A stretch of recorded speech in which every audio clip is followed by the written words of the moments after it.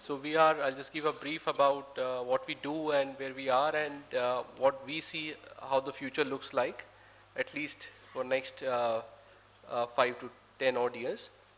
So we are primarily a solar developer on the commercial industrial side, distributed side, and starting to get into open access category projects.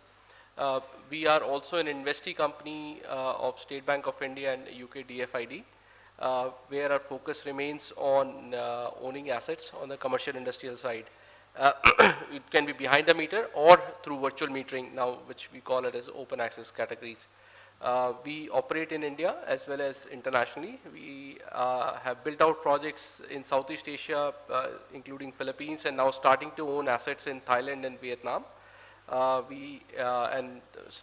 Recently completed a project, our first project in Africa in Kenya, and just signed up first project in Middle East in Oman. In India, we have worked in 25 states, about 150 clients, 300 odd projects, and 200 odd people in the group. We are headquartered right here in Delhi NCR. On an asset base, by end of this year, we should own close to 150 odd megawatts, including rooftop and behind the meter or open access category. And we're targeting in next 5 years, we'll have a built out or owned capacity of close to a gigawatt. And as we are starting to move more into closer relationships with our clients, what we are seeing is clients have got now a flavor of solar and they're hungry to understand how they can save more power. As the country is starting to move, I think Dr. Kumar also mentioned it before, as to time of day use as well. So we are seeing some of the patterns are coming up, including, for example, if we take UP, so UPS in the night time, you can actually get power at almost 1/3 of the price as compared to peak hours. So we are seeing some of our clients are starting to move their production to off-peak hours, that to night time, where you can buy power close to 250 rupees. So which basically brings in a lot of inefficiency in the system, but at the same time there is no other, because if they have to be competitive, so they have to figure out if power is one of the major input cost to the category. So we are seeing emergence of solar storage and energy management all combined together, and we are seeing how we can deploy them together. So there are opportunities which are coming in only deploying storage or solar plus storage, or solar plus storage plus some layer of energy management in place. But at the same time, focus remains on first level of intervention, which is solar. We are doing multiple now solar plus storage project, including recently we won a contract in Andaman on Havelock Island, where we will be powering the island, which is currently powered or run completely by diesel, by installing solar and storage hybrid with diesel genset on that island. So basically maintaining a 24/7 capacity with solar storage and diesel altogether. Similarly, recently we have also won a contract in Leh with one of the army bases over there. Again, that whole base is powered by diesel, and the army has to truck in diesel 12 months a year.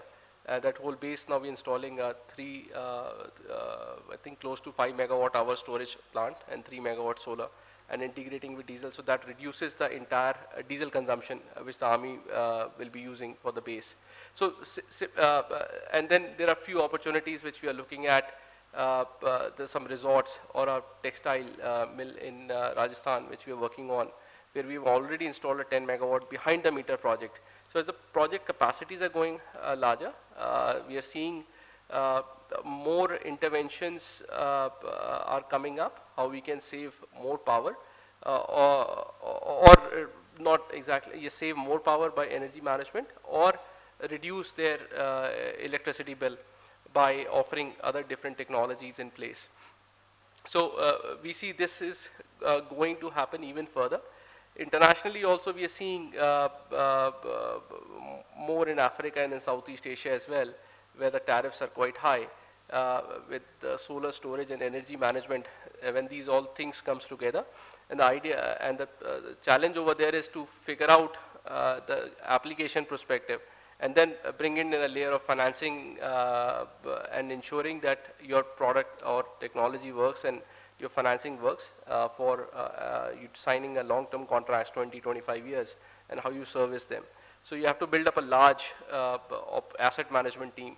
So at SunSource, we remotely manage all our assets through our network operating center, and then our asset management team, which is divided on the basically analytics guys who are based in the office. Then there are different operations and maintenance cluster guys, which are based in different clusters across the country or wherever they are, their sites are. And then there are third level of team members which are based at nearby cluster of sites. And then there is a whole billing and collections team, because once you build the system, you need to also collect the money. And we are basically bringing in people expertise from banks and to ensure that a collection mechanism is also properly coordinated. So I agree with earlier panelists as well that we have to bring in more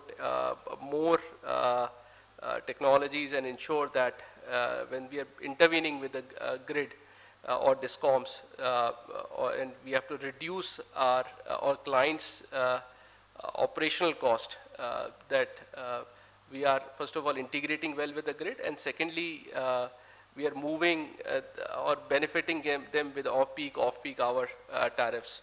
The other challenge what we see is from a regulatory perspective, which as an industry we are very nascent industry as whole renewables as compared to the traditional power, either thermal or hydro or but mostly not, yeah, nuclear as well, but in India mostly thermal, where we see a lot of the regulations are still getting opened up.